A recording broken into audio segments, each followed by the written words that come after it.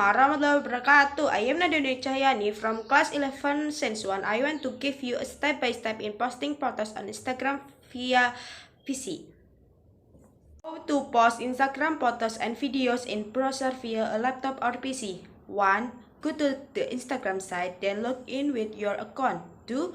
Move your cursor to the top right corner, then click the plus button or icon to the right of the DM icon. 3. Select the photos or video you want to post on Instagram. 4. Customize the photos or video you want to post. There are also several filters that you can use. 5. With the caption you want, finally click share. Automatically, the photos or video that you have successfully posted will appear on your profile. Easy, isn't it? Thank you guys. See you.